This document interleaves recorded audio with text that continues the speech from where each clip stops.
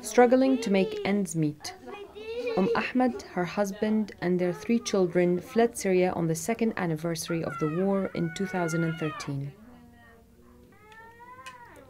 Life back home was better, especially for the couple's 2 disabled children.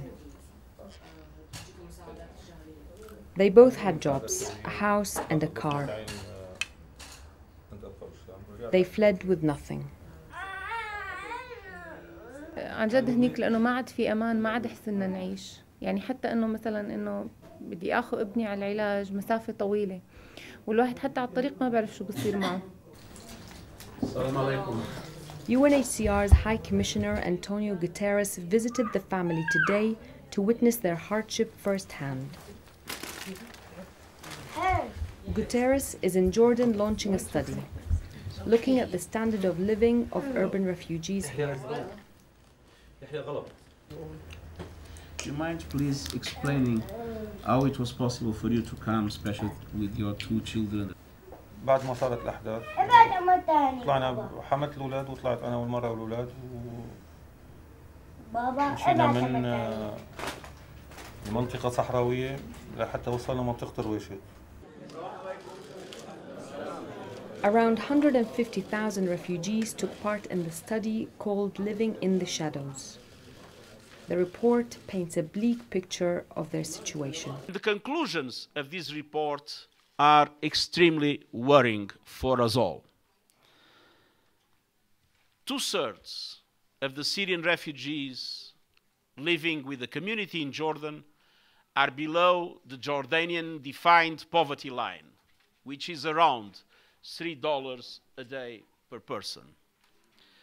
But worse than that, 1 in each 6 Syrian refugee in Jordan, and 1 in 5 for households that are led only by a woman, live below the extreme poverty line of about $1.3 per day.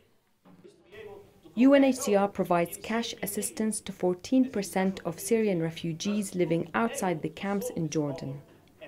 But as the war in Syria enters its 5th year, many more refugees are in need of assistance.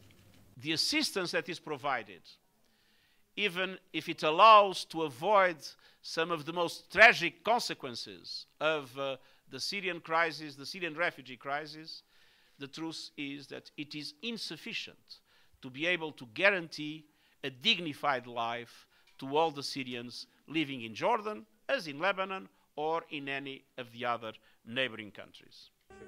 The lack of funding is to blame for the shortage in assistance, Guterres said.